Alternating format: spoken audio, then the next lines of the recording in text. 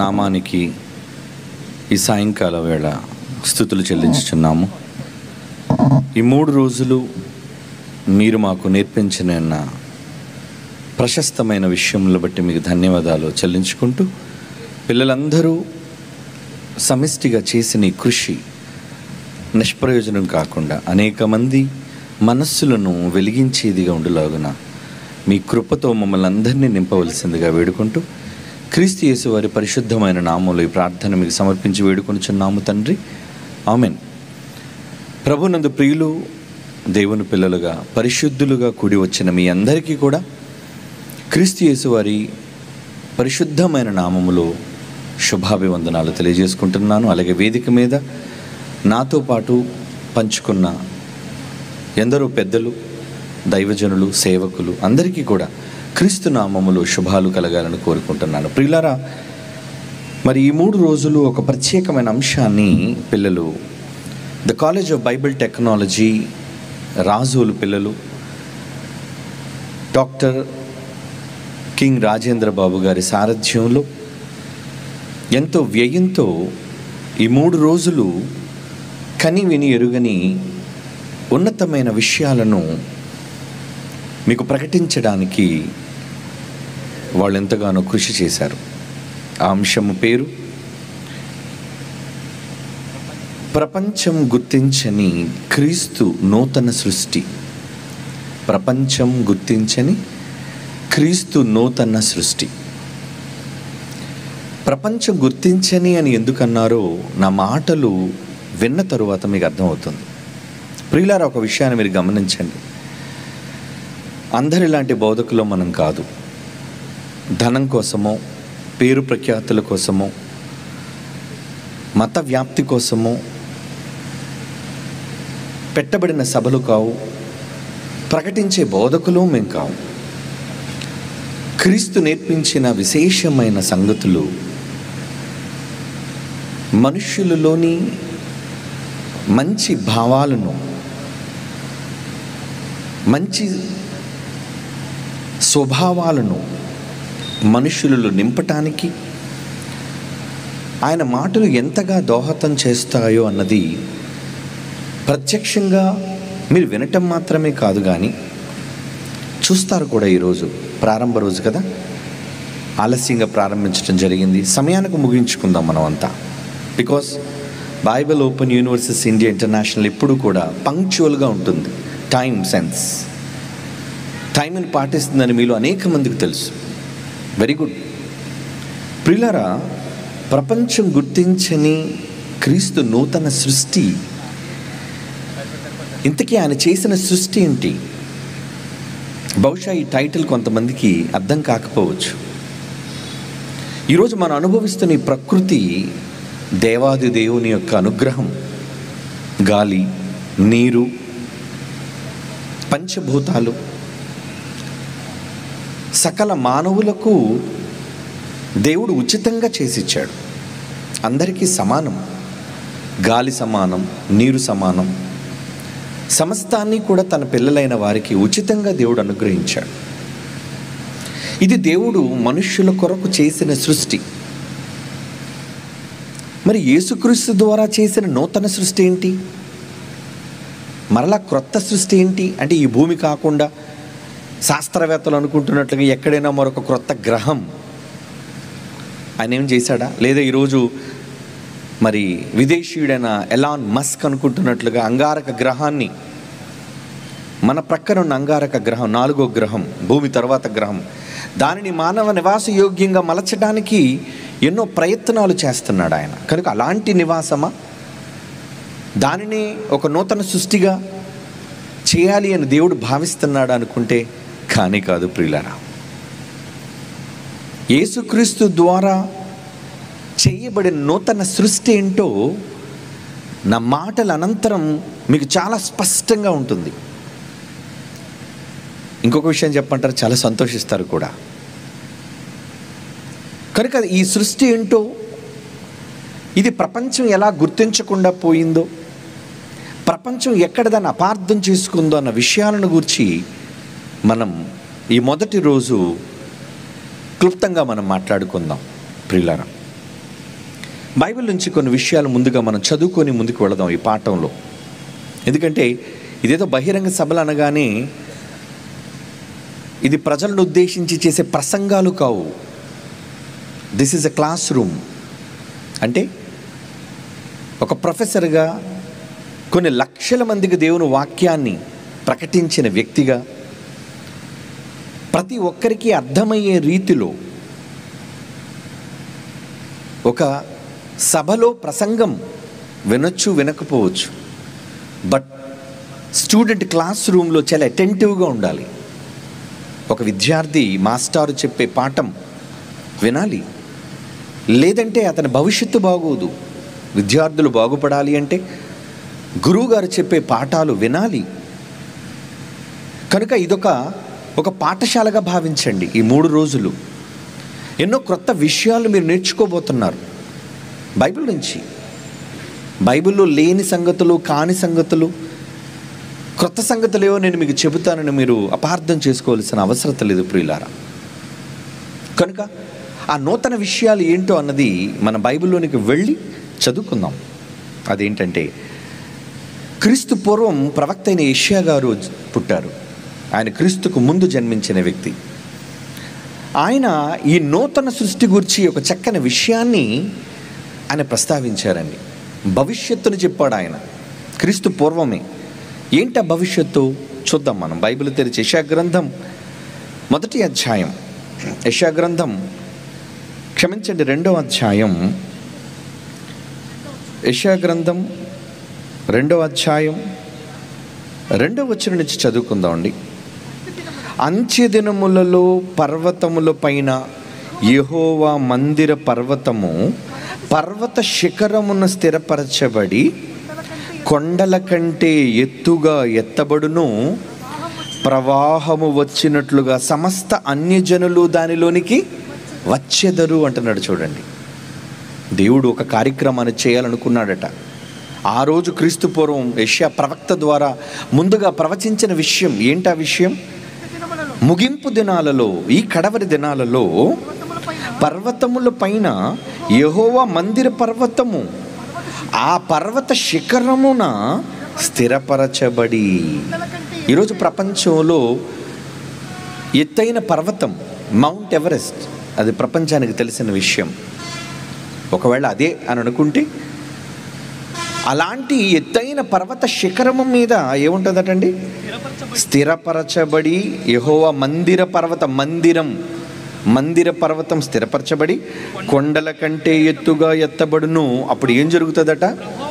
ప్రవాహం. ప్రజలు ఎలా వస్తారటండి అందులోనికి? ప్రవాహం. ఈరోజు మీరు ఎలా వచ్చారు? ప్రవాహంగా వచ్చారు. అలా ప్రవాహముగా వచ్చినట్లు సమస్త అన్యజనులు దానిలోనికి వచ్చెదరు. ఇది చెప్పిన భవిష్యత్తు. ఏంటి భవిష్యత్తు? మందిరం అంటున్నాడు, పర్వత శిఖరం పైన అంటున్నాడు, ప్రవాహము వచ్చినట్లుగా జనసందోహం అంటున్నాడు. అవును, దేవుడు భవిష్యత్తును రాయించాడు అంటే అది ఖచ్చితంగా జరిగించి తీరాలి. ఖచ్చితంగా అది జరిగించి తీరుతాడు. ఇదే యెషయా గ్రంథం, మరలా ఇదే ప్రవక్త గారు ఆ వచ్చిన మందిరంలో ఎలాంటి పరిస్థితులు నెలకొంటాయో అన్నది చెబుతున్నాడు. చూడండి, ఏంటది? 11వ అధ్యాయం. ఇప్పుడు 2వ అధ్యాయం కదండి చదివారు. యెషయా గ్రంథం 11వ అధ్యాయం 1వ వచనం నుంచి చూద్దాం. యెషయా గ్రంథం 11వ అధ్యాయం 1వ వచనం నుంచి, యెషయి ముద్దు నుండి చిగురు పుట్టును, వాని వేరుల నుండి అంకురము ఎదిగి ఫలించును. ఇక్కడ యెషయి గురించి చెబుతున్నాడు. అంటే యెషయి అంటే యెషయా కాదండి, యెషయిన వ్రాస్తున్న గ్రంథకర్త యెషయా. ఇక్కడ చెప్పబడుతుంది యెషయి అంటున్నాడు. ఎవరు యెషయి?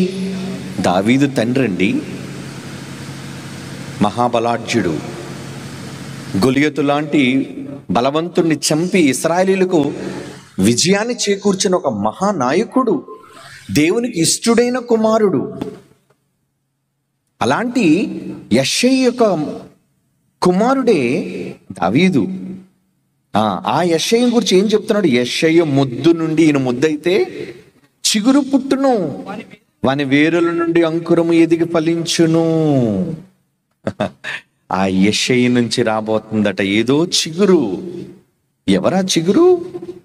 2వ వచనం, యెహోవా ఆత్మ జ్ఞాన వివేకములకు ఆధారముగు ఆత్మ, ఆలోచన బలములకు ఆధారముగు ఆత్మ, తెలివిని యెహోవా ఎడల భయభక్తులను పుట్టించు ఆత్మ అతని మీద నిలుచును.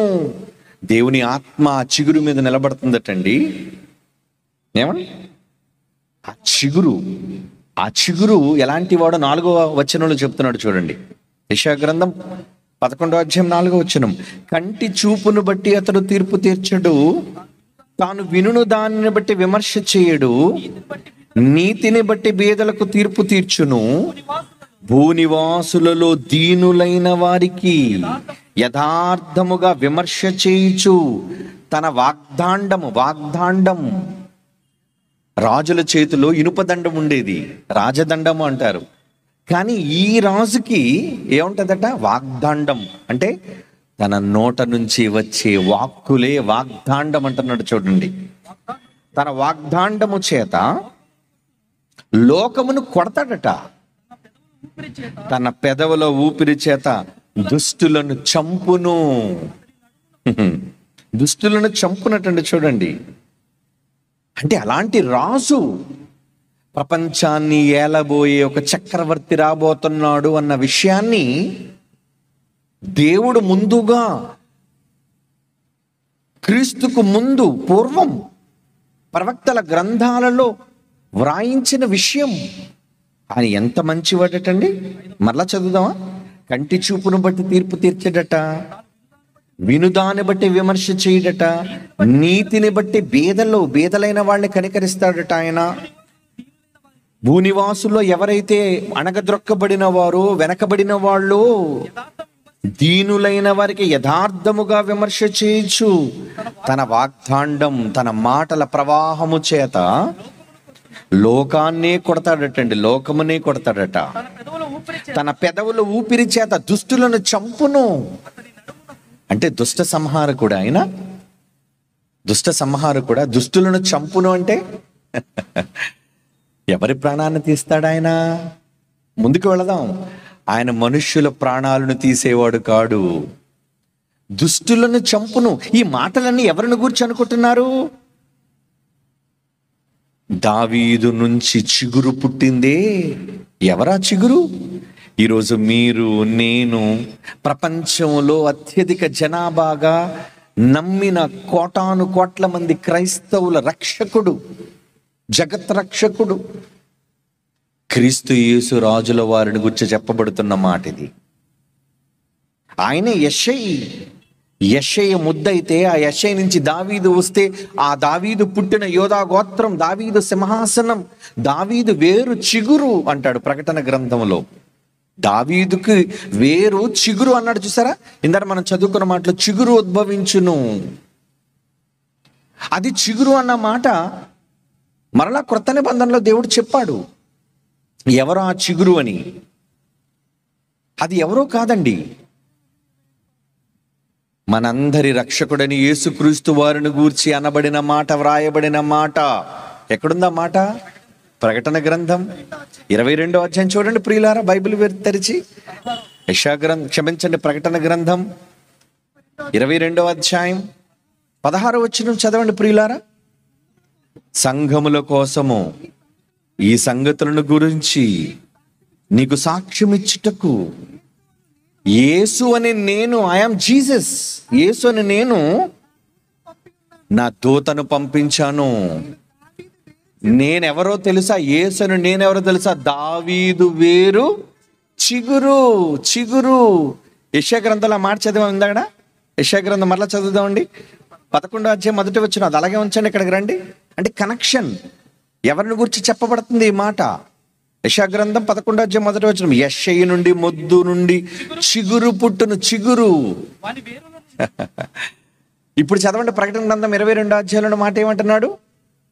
నేనెవరు చిగురు? యేసును నేను, దావీదు వేరు చిగురు నేను, ఆయన సంతానం, ప్రకాశమానమునైన వేకువ చుక్కను నేను, అనేక మందిని వెలిగించడానికి భూమి మీదికి వచ్చిన వాడను అంటున్నాడు చూడండి.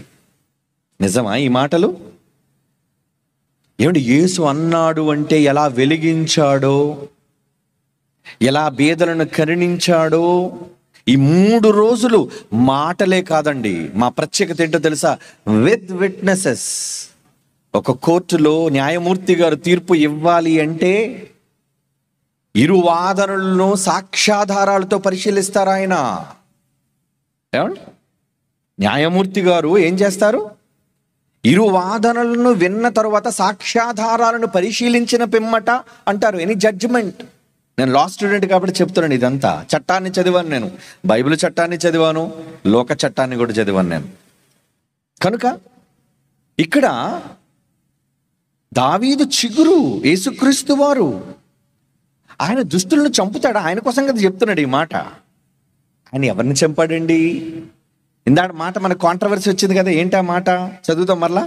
యెషయా గ్రంథం 11వ అధ్యాయంలో ఇది యేసుక్రీస్తు వారిని గురించిన మాట అయితే, తన 4వ వచనంలో ఏముందో చూడండి. తన వాగ్దాండము చేత లోకమును కొడతాడట, తన పెదవుల ఊపిరి చేత దుష్టులను చంపును. చేతులతో చంపుతారు కదా మనుషుల్ని ఎవరైనా సరే. ఎవరో యాక్టర్ అన్నారులేండి, దేంతో చంపేస్తారట?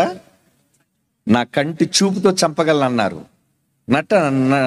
ఆయన ఒక నటుడు ఆయన. ఇక్కడ యేసుక్రీస్తు వారు అంటున్నారు, నా వాయిస్తో, నా ఊపిరితో చంపేస్తా. ఊపిరితో ఎవరైనా చంపేయగలరా? ఎవరిని ఊస్తే ఎవరు చచ్చిపోతారు చెప్పండి? చావరు కదా. మరి దేవుడు ఎందుకు ఆ మాట రాయించాడు? అంటే యేసు చంపుతాడనా? నో. చిగురు యేసు ప్రభు అయితే చంపేది మనుష్యులను కాదు, మనుష్యులలోని దుష్టత్వాన్ని చంపేవాడు ఆయన. దుష్ట సంహారకుడు అనగానే దుష్టులను చంపేవాడు కాడాయన, దుష్టులలోని దుష్టత్వాన్ని సంహరించేవాడు తన ఊపిరి చేత. చదవండి ఆ మాట. ఏమంటున్నాడు? తన పెదవుల ఊపిరి చేత దుష్టులను చంపును. ఊపిరి చేత దుష్టులను చంపేస్తాడు ఆయన. చంపుతాడు ఆయన. తన ఊపిరి చేత ఎలా చంపుతాడో మీకు చూపిస్తాను. ఏంటంటే హత్యలు మాకు చూపిస్తారు అనుకున్నారు. నో నో నో, అపార్థం చేసుకోకండి. బైబిల్ చాలా మందికి అర్థం కాక అపార్థం చేసుకుంటున్నారు పాపం. ఎవరా మీరు? అపార్థం చేసుకోకూడదు కదా పాపం. అర్థం కాక సోదరులు అపార్థం చేసుకుంటారు. ఏం పర్వాలేదు, మనం అర్థమయ్యేటట్టు చెప్తే ఎవరైనా అయ్యో సారీ అండి నేను తప్పుగా అనుకున్నాను, ఈ మాటకి అర్థం ఇదా అని అనుకుంటారు వాళ్ళు. కనుక మనం యేసుక్రీస్తు వారి మాటలలోని సారాన్ని, ఈ సమాజానికి అవసరమైన దాన్ని మనం చెప్పాలి. దుష్టులను ఆయన ఊపిరి చేత చంపుతాడట, తన పెదవుల ఊపిరి చేత దుష్టులను సంహరిస్తాడు. అంటే మనుష్యుల ప్రాణాలు తీయడాయన.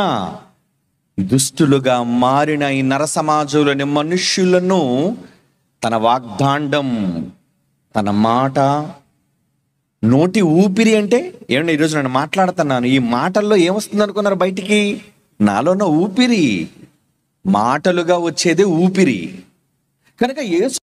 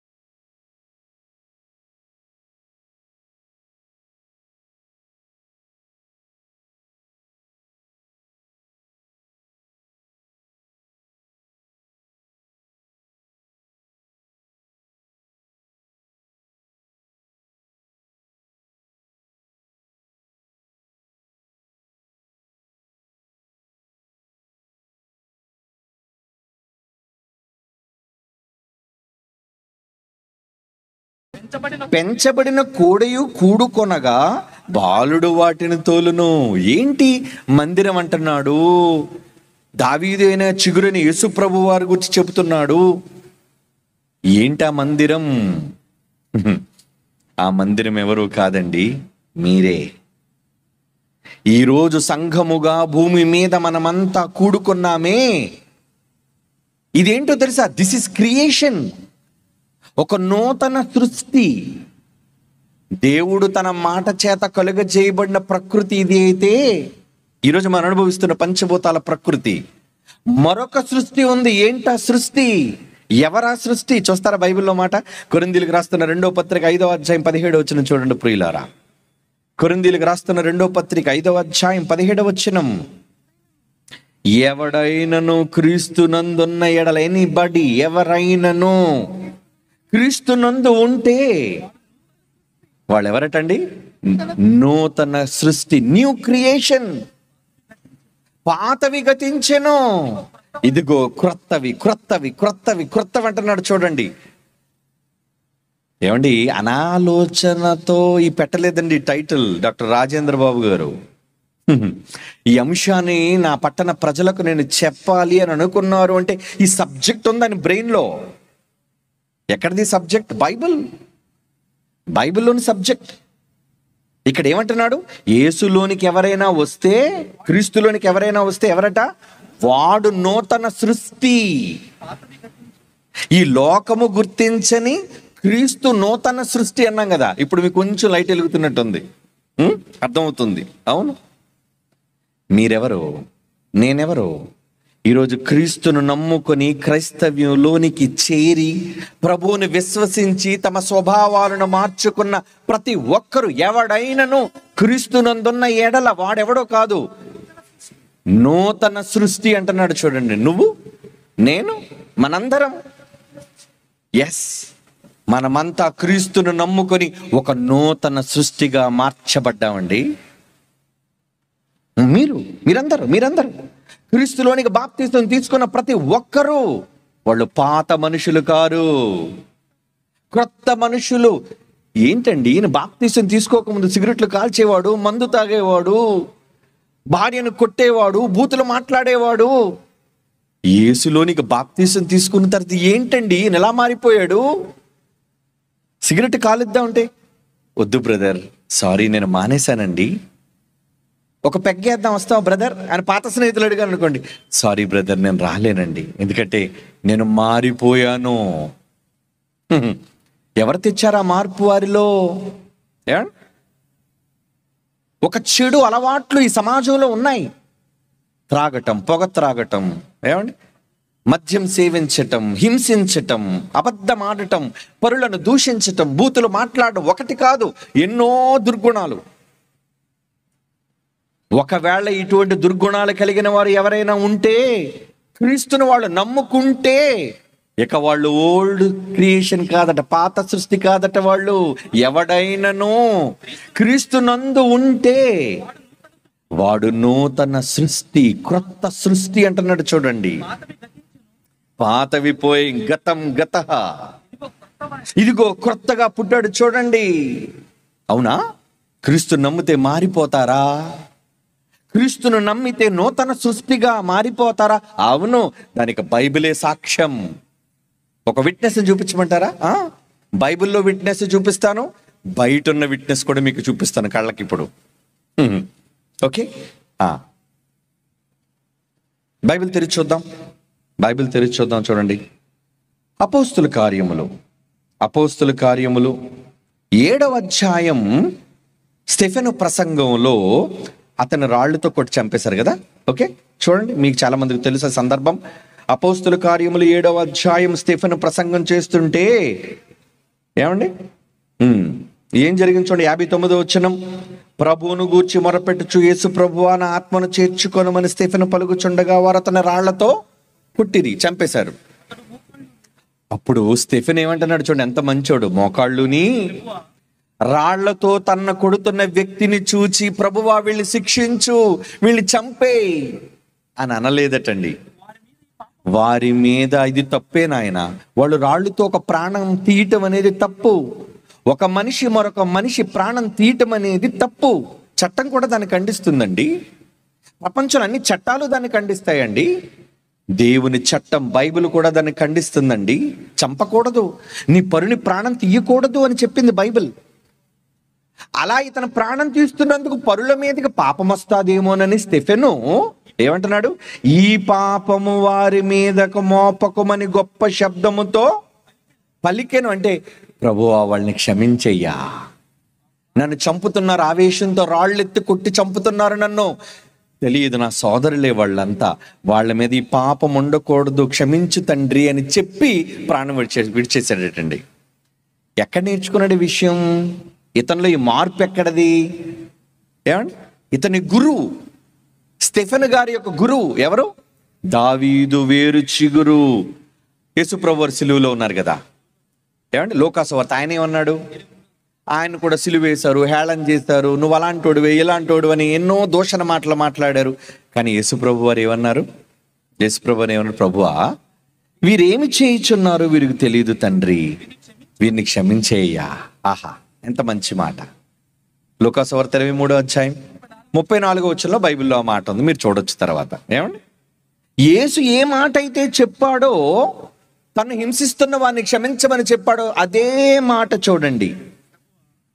యేసు ప్రభువులో క్రొత్తగా పుట్టిన వ్యక్తి, స్టెఫెను బాప్తీసం తీసుకున్న వ్యక్తిగా, ఒక నూతన సృష్టిగా ఎలా మార్చబడ్డాడు? మరి ఈ సమాజంలో ఉన్నది ఏంటి చెప్పండి? ఈ సమాజంలో ఉన్నది ఏంటండి?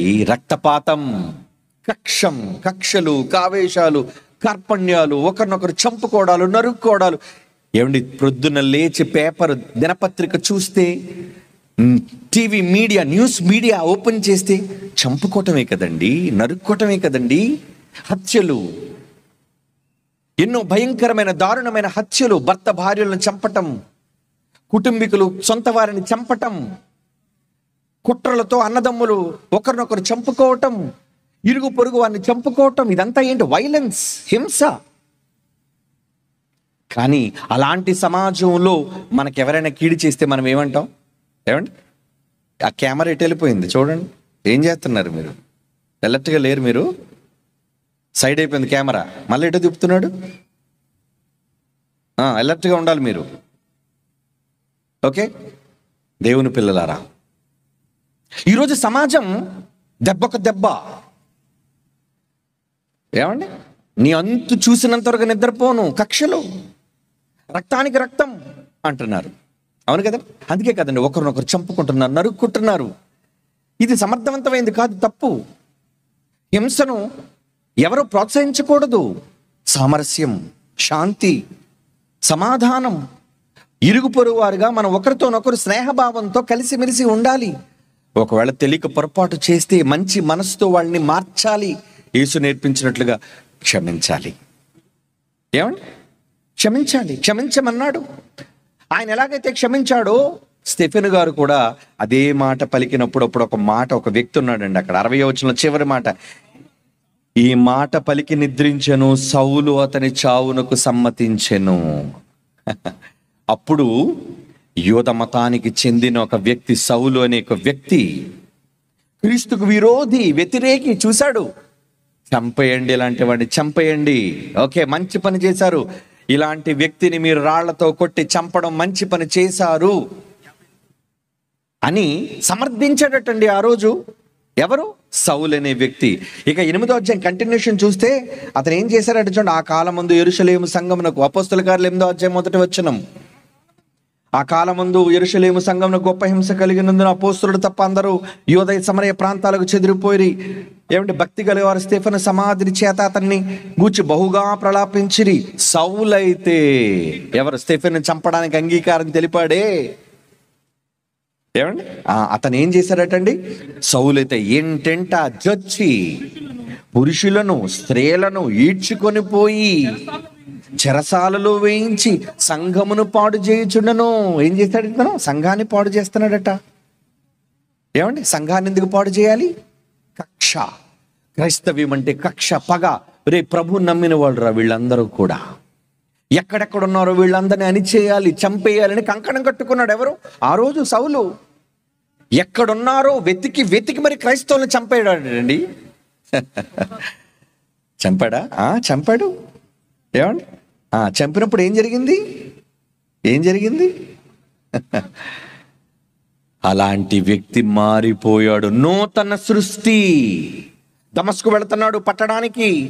అక్కడ క్రైస్తవులు చాలా మంది ఉన్నారట. అక్కడికి వెళ్ళి వాళ్ళందరినీ చంపి తిరిగి వస్తారని ప్రభుత్వం దగ్గర పత్రికలు తీసుకొని అధికారంతో గుర్రాల మీద వెళుతున్నాడు. చూద్దురు గాని పాటలు చూపిస్తాను మీకు.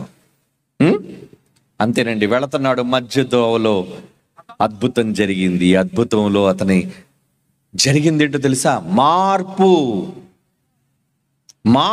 యేసన్నాడు, సౌలా సౌలా నువ్వెందుకయ్యా నన్ను హింసిస్తున్నావు? ఏమండి ఆ మాట చూడండి. యేసుప్రభు వారు ఏమంటున్నారు? దావీదు వేరు చిగురు, తన నోటి మాట చేత దుష్టులను చంపును అన్నాడు. ఈ మర్చిపోకండి ఆ మాటల్ని. తన నోటి ఊపిరి చేత దుష్టులను చంపును అన్నాడే. ఇదిగోండి ఇప్పుడు దుష్టుడైన ఒక పౌలుని చంపబోతున్నాడు తన మాటల చేత. ఏం మాటలవి? ఏమంటున్నాడు? సౌలా, ఓ సౌలా. ఎందుకో అపోస్తలుల కార్యాలు 9వ అధ్యాయం అండి 4వ వచనంలో రాయబడిన మాట అండి. నువ్వెందుకు నన్ను చంపుతున్నావు? నన్ను ఎందుకు హింసిస్తున్నావు? ఇదేంటండి, క్రైస్తవులు చంపుతుంటే నన్ను హింసిస్తున్నావు అంటున్నాడు ఏంటి? అంటే క్రైస్తవులు హింసించే వాళ్ళందరూ కూడా ఎవరిని హింసిస్తున్నట్టు? యేసుప్రభు అని హింసిస్తున్నట్టు. మరి యేసుప్రభు అని హింసిస్తే యేసుప్రభు ఏమన్నాడు? పగ తీర్చుకోండి అన్నాడా?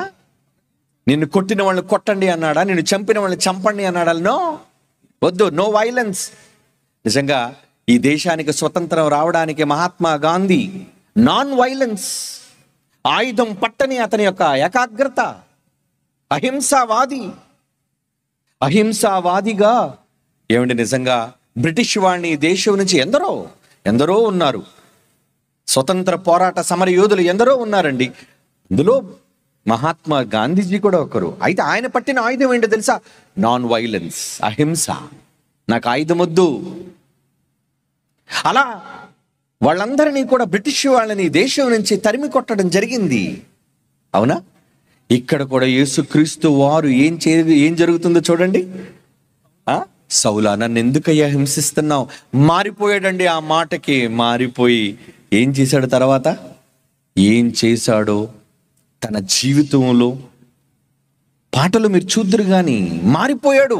14 పత్రికలు రాసిన ఒక గొప్ప రచయితగా ఎన్నోసార్లు అతన్ని కొట్టారు, చంపడానికి సిద్ధపడ్డారు, రాళ్లతో కొట్టారు, బెత్తాలతో కొట్టారు. నిజంగా 2 కొరింథీ 11వ అధ్యాయం చూస్తే ఆయన పడిన శ్రమలు క్రీస్తు కోసం ఒక హతసాక్షిగా మారిపోవడానికి సిద్ధపడ్డాడు. ఎవరైనా నూతన సృష్టి, ఒక క్రీస్తు మార్చిన నూతన సృష్టి. మీరు మారలేదా? ఎస్, మీరు, నేను, ఎందరో ఈ ప్రపంచంలో దుష్టులు, దుర్మార్గులు, దొంగలు మారారండి. మీ బైబిల్ కోసం మీరు చెప్పేసుకుంటున్నారండి, మారారని భలే చెప్తున్నారండి అంటున్నారా? నిజంగా ఆయన వాగ్దాండము చేత దుష్టత్వాన్ని చంపి, మనుషులు చంపడు ఆయన. మళ్ళా జాగ్రత్తగానండి, తన మాటల చేత మనుష్యులలోని దుష్టత్వాన్ని సంహరించి మనుష్యులను నూతనంగా సృష్టించి ఒక అద్భుతం, ప్రత్యక్ష సాక్ష్యం. కమాన్, చూపించండి. ఇది న్యూస్, నా మాట కాదండి ఇది. మీరండి మీ ప్రభు కోసం గొప్పలు చెప్పేసుకుంటున్నారండి అని ఎవరైనా అనుకోవచ్చు. నో, నేను ఎందుకు చెప్తానండి? నా ప్రభు గొప్పోడే, నేను చెప్తాను. కానీ ఆ గొప్పోడని నేను చెప్తే మీ ప్రభువునండి మీరు చెప్పుకుంటున్నారండి. కానీ లోకం ఏమందో మీరు చూడాలి. కమాన్, సౌండ్.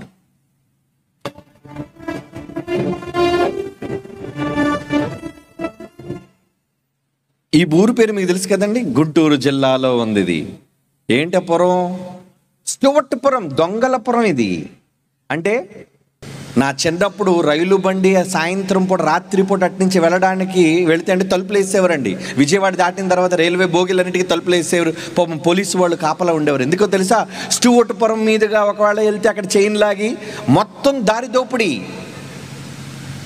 అలాంటి స్టూవర్ట్పురం అంటే దొంగలపురము అని అర్థం. మీకు తెలియంది కాదు ఇది ఆంధ్ర రాష్ట్రం. ఏమండి, ఈ దేశమంతా తెలుసు, తెలుగు రాష్ట్రాల వారికి కూడా తెలుసు, తెలంగాణ, ఆంధ్ర ప్రజలకు. అయితే ఈ స్టూవర్ట్పురం కింద ఇదేంటంటే సువార్తపురం అని పెట్టారు. ఏమండి, ఎవరు పెట్టారు ఇది? HMTV news. ఇదొక సెక్యులర్ న్యూస్ మీడియా. వీళ్ళు క్రైస్తవులు గారండి. ఏమండి, ఈ న్యూస్ మీడియా వాళ్ళు క్రైస్తవులు కాదు, MD గారు కానీ CEO గారు కానీ. కానీ ఒక న్యూస్ చెప్పారు. ఎందుకు? జరిగిన న్యూస్. మీడియా వాళ్ళంటే ఉన్నది చెప్పడం వాళ్ళ యొక్క విధానం. ఓకే, సువార్తపురం అయిపోయిందటండి స్టోవర్ట్పురం. ఎందుకు జరిగిందో వెళ్దాం వివరాల్లోకి. వారి చేపడితే ఎంత పెద్ద తాళమైనా ఊడిపడాల్సిందే. కోట గోడలు, ఖజానా తలుపులు వారికి అడ్డంగా నిలవలేకపోయేవి.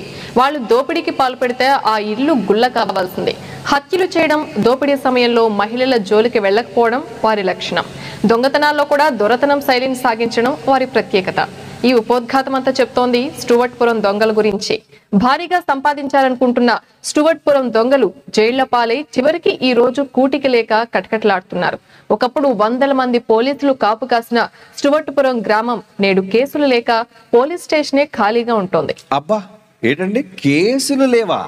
ఎందుకు లేవు కేసులు? వై విలవిల్లాడుతున్నాను ఏమండి నేనన్నమాట. మళ్ళీ చూద్దాం. ఇదేశ్వరికి ఈ రోజు కూటికి లేక కటకటలాడుతున్నారు. ఒకప్పుడు 100 మంది పోలీసులు కాపు కాసిన స్టూవర్ట్పురం గ్రామం నేడు కేసులు లేక పోలీస్ స్టేషనే ఖాళీగా ఉంటోంది. పోలీస్ స్టేషన్ ఖాళీ అయిపోయింది. ఎందుకు ఖాళీ అయిపోయింది అబ్బా? బికాజ్ స్టూవర్ట్పురంలో ఉన్న వాళ్ళు యేసు ప్రభువును తమ సొంత రక్షకునిగా అంగీకరించారు గనుక. అవునా కాదా? ఎస్. అంటే యేసు ప్రభు తన వాగ్దాండము చేత, తన నోటి ఊపిరి చేత ఎవరిని మార్చాడు? స్టూవర్ట్పురం దొంగలు. స్టూవర్ట్పురం వాళ్ళు దొంగతనాలు మానేసుకున్నారు. ఇంకా చూస్తే అవసరమైతే లింక్ కావాలంటే అడగండి, నేను పంపిస్తాను. టోటల్గా అదంతా చూడండి, ఎపిసోడ్ అంతా చూడండి. వాళ్ళంతా బైబిల్ పట్టుకొని ప్రార్థనలు చేసి ఇక మేము దొంగతనాలు చెయ్యము. ఎందుకు? మేము ప్రభువుని నమ్ముకున్నాం, క్రైస్తవులుగా మారిపోయి ఇతరుల సొమ్ము మేము ఆశించాం, ఇతర ధనాన్ని మేము కొల్లగొట్టం, తప్పని తెలుసుకున్నాం. ఎవరు నేర్పించారు ఈ తప్పు అని? ఎవరండి వాళ్ళకి బుద్ధి చెప్పారు తప్పని? ఏమంటే నేరస్తుని శిక్ష విధించేస్తే వాడు మారిపోతాడా? ఓకే, శిక్ష విధిస్తే భయపడతాడు, ఓకే మంచిదే. కానీ శిక్ష విధించడం ఒక్కటే కాదు, వాడు అంతరంగం మారాలి, వాడు దుష్ట బుద్ధి మారాలి. ఏమంటే పోలీసు వాళ్ళు ఎప్పుడైనా ఒక నేరస్తుడు వచ్చారు అనుకోండి, ఏం చేస్తారు తెలుసా అండి? కౌన్సిలింగ్ అంటారు. కౌన్సిలింగ్ అంటే మార్చాలి. ఒక డ్రగ్స్ విషయంలో కానీ, చిన్నపిల్లలు కానీ ఎప్పుడైనా ఒకవేళ ఇలాంటి నేరాలకి ఒకవేళ పాల్పడితే వాళ్ళ పేరెంట్స్ని పిలిపించి పోలీస్ స్టేషన్లో కౌన్సిలింగ్ ఇస్తారు. జాగ్రత్త రా, మీ పిల్లలు చెడిపోతున్నారు జాగ్రత్త అని. అంతేగాని వెంటనే వాళ్ళు యాక్షన్ తీసుకోరు. దీనినే అంటారు, దాన్ని మార్చటం, వాళ్ళ మనస్సులను మార్చటం, తప్పు చేయకుండా నేర ప్రవృత్తిని చంపటం అంటారు దాన్ని. మరి ఇప్పుడు యేసు ప్రభు ఏం చేశాడు?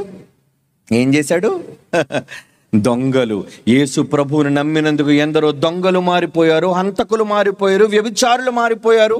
ఇక ప్రపంచంలో 1-2 ఎన్ని సాక్ష్యాలు చూపించమంటారు? మీకు ఓపిక ఉంటే రేపటి నుంచి రండి, మీరు అలిసిపోయినని సాక్ష్యాలు చూపిస్తాను. అలిసిపోయినంత. నేను ఎంత ధైర్యంగా ఎందుకు చెప్తున్నానో తెలుసా? నేను చెప్పేది మతం కాదు, నాట్ దిస్ పాయింట్. నేను చెప్పేది this is not a religion, this is the way. నేను చూపిస్తుంది ఒక మార్గం. యేసు ప్రభు ఈ సమాజానికి నేర్పించింది ఒక సన్మార్గం. వెళ్ళండ్రా దొంగతనాలు చేయండి అని చెప్పలేదు, వెళ్ళరా చంపి రారా అని చెప్పలేదు, చేతికి ఆయుధం ఇవ్వలేదు. మార్చాడు. ఎలా మార్చాడు? తన సిలువలో చివరిగా ప్రాణం పోతున్న సమయంలో 2 దొంగలు ఉన్నారండి అటు ఇటు ఇరువైపులా. మీకు తెలిసి ఈ సందర్భం. 2 దొంగలు తిట్టారండి ముందు యేసు ప్రభుని. నువ్వు అలాంటి వాడులే, నువ్వు దిగిపోవచ్చు కదా, మమ్మల్ని కూడా రక్షించవచ్చు కదా, మేమైతే బందిపోడు దొంగలం, నువ్వే తప్పు చేయలేదు కదయ్యా, నీకెందుకు ఈ కర్మ, నీ దగ్గర శక్తులు ఉన్నాయి కదా, దిగిపో అని హేళన చేశారు. కానీ పాపం ఆయన ఏం అనలేదండి, అన్నిటినీ సహించేవాడు కదండి ప్రభు. ఈరోజు ఆయన దగ్గర కూడా మనం నేర్చుకుంది అదే కదండి. ఈరోజు ఎంతో మంది సువార్త ప్రకటించడానికి వెళుతుంటే గ్రామాల్లో పేడ నీళ్ళు జల్లుతున్నారండి, రాకూడదని బోర్డులు పెడుతున్నారండి. అవునా? కొన్ని సందర్భాలు అయితే చేతులతో దెబ్బలు కూడా కొడుతున్నారండి. అయినా మనోళ్ళు ఏమని అంటున్నారా? వద్దండి ఎవరు మనం ఎదురు తిరిగి ఎవరిని ఏమి అనొద్దు, క్షమించమని కోరండి అంతే. అలా ఒకవేళ మిమ్మల్ని ఎవరైనా ఇబ్బంది పెడితే ప్రభు పక్క చూసి, ప్రభువా వీళ్ళని క్షమించు తండ్రి. అలా అనగలిగేది క్రైస్తవ్యం. ఎందుకో తెలుసా? క్రీస్తు దగ్గర పాఠాలు నేర్చుకుంది గనుక, నూతన సృష్టి గనుక. ఒకప్పుడు లాంటి వాళ్ళైతే ఏమండి, ఒకప్పుడు ఒక సినిమా హీరో, ఒకప్పుడు, ఇప్పుడైతే ఆటో డ్రైవర్ అట. ఆ రోజు చాలా సంచలనం సృష్టించిందండి ఆ సినిమా. ఒకప్పుడు పెద్ద డాన్, కానీ తర్వాత ఆటో వేసుకుంటున్నాడు. ఏమండి, మీకు అర్థమైపోయింది చాలా మందికి. ఏటి ఆటో అని వేసుకున్నాడని కాకి చొక్కా వేసుకుని అమాయకంగా నిలబడ్డాడని ఏదో అనుకుంటున్నారా? అతని ఫ్లాష్ బ్యాక్ చాలా గట్టిగా ఉంది. అంటే అతను తలచుకుంటే తలకాయలు లేపేస్తాడని అర్థం. యేసుప్రభుది అలాంటి ఫ్లాష్ బ్యాక్ ఏం కాదండి. ఒకప్పుడు యేసుప్రభు నమ్మకం ముందు మనది అలాంటి ఫ్లాష్ బ్యాక్ కావచ్చు. అంటే ఏంటి? చంపటం, తిట్టటం, దూషించటం, దొంగతనం చేయటం, పాపం చేయటం. కానీ యేసుప్రభు నమ్మిన తరువాత మారిపోవటం, నూతన సృష్టి. ఇద్దరు దొంగల్లో ఒక దొంగ యేసుప్రభు వారు సిలువ మీద అన్న మాట విన్నాడండి. ఏం మాట విన్నాడు? వీరే పాపము చేయలేదు తండ్రి, వీరిని క్షమించు అని సిలువలో అన్నాడు కదా. దూషిస్తున్నా, ఆయన గాయపరిచినా, రక్తం కారుతున్నట్లుగా ఇబ్బంది పెట్టినా క్షమించమని కోరుకున్నాడు. అర్థమైపోయింది, అబ్బో ఈయన అందరిలాంటి వ్యక్తి కాదు, ఈయన వండర్ఫుల్ మ్యాన్. ఒక విషయం అర్థమైపోయిందండి ఆయనకి. ఆయన చివరిగా ఆయన కోరుకున్న కోరిక ఏంటో తెలుసా అండి? ప్రభువా, నువ్వు భూమి మీద రాజ్యాన్ని స్థాపిస్తావని నాకు అర్థమైపోయింది. నువ్వు ఒక రాజ్యాన్ని స్థాపించబోతున్నావు నాకు తెలుసు. ఆ రాజ్యానికి అంతం ఉండదని కూడా నాకు తెలుసు. ఒక్కసారి నువ్వు ఆ రాజ్యంలోకి వచ్చి నన్ను జ్ఞాపకం చేసుకుని, నేను ఏమాత్రం ఒక దొంగని. అప్పుడు యేసేమన్నాడు? నువ్వు దొంగ అని చిన్న చూపు చూడలేదండి. నువ్వు దొంగవాడివైనా నువ్వు మారావు గనుక నేడు నువ్వు నాతో కూడా పరదైసు. మారావు, నువ్వు మారిపోయావు కనుక ఇప్పుడు నువ్వు పోయేది నరకానికి కాదయ్యా, నాతో పాటు కమాన్ పరదేసుకొచ్చేయి. ఎలా మారాడో, సిలువ మీద దొంగ ఎలా మారాడో, కమాన్. ఈ పాట చూసి ముగించుకుందాం. ఓకే, లిసన్ కేర్ఫుల్లీ, జాగ్రత్తగా వినండి ఈ పాట.